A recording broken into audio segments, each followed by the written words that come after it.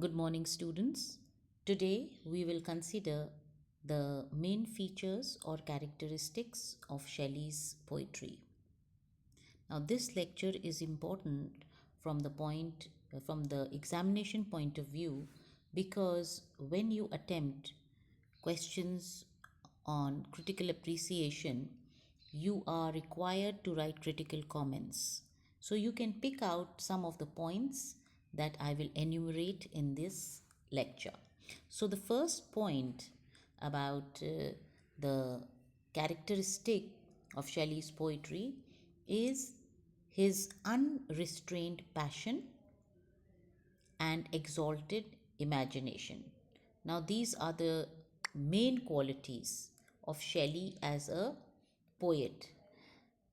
His romantic thrill and wonder in the presence of majestic and beautiful objects and forces of nature is very evident in his poems. There is a kind of an abandonment, there is no restraint, there is a wildness that you can see, and his imagination is very exalted.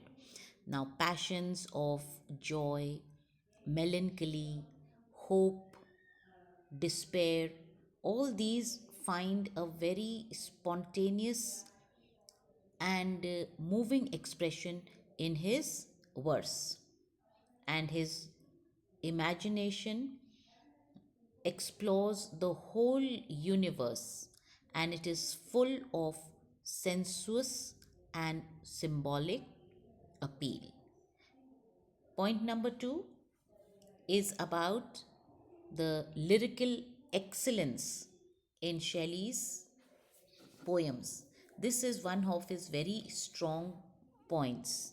Now, I hope you all understand or know what a lyric is.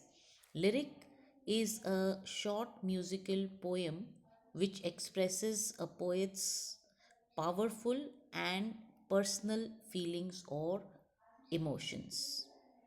And a person with Shelley's nature experienced very strong emotions, and these lyrics touched the hearts of his readers. So, in personal appeal, in spontaneity, and in the musical beauty, these lyrics of his are unsurpassable. Point number three, Shelley has used nature as the prime inspiration for whatever he wrote. So, the objects and the forces of nature acted as a vehicle of his new ideas. That is, he used nature to express his thoughts. Nature became vibrantly alive in his poems, and one can see Shelley's close kinship or relationship with nature. There is a unique romantic expression of love and deep understanding of nature. And he even goes on to make myths of flowers, leaves, clouds, skylark, and the west wind in his lyrics.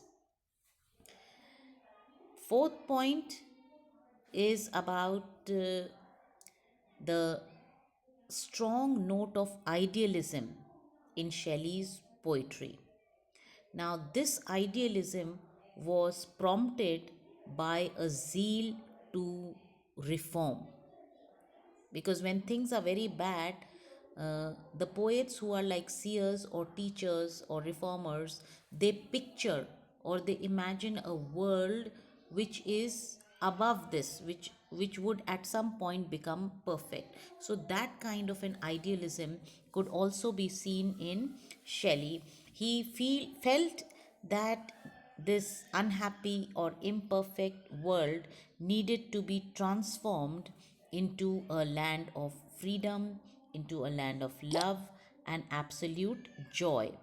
And in his poems, uh, he passionately voices this belief and also believes that a glorious transformation would come through his poetry. So there is a kind of a prophetic attitude in his poems.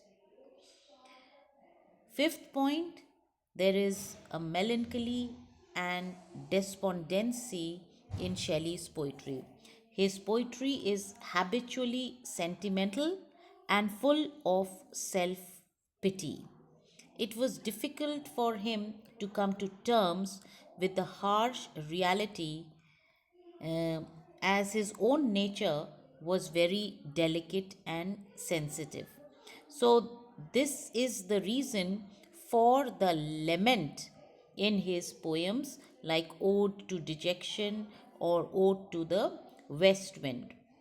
Another next point is about escapism, which is very clearly and evidently found in his poems. And this marks him as an unmistakable romantic. His wistful fancy or imagination urges him to fly away to faraway lands or distant lands where the pains and miseries and sufferings of the world, of the earth, would not torment or plague him. So, in the poem Ode to the Skylark, he praises the skylark's ability to be the scorner of the ground. Now, this is a line from his poem Ode to a Skylark, that it is the scorner of the ground, that it does not care, it leaves the earth behind and flies into the sky. And Shelley also wishes that he could soar up like the skylark to the heavens. In the west wind also, he prays to the west wind to lift him up from the thorns of life.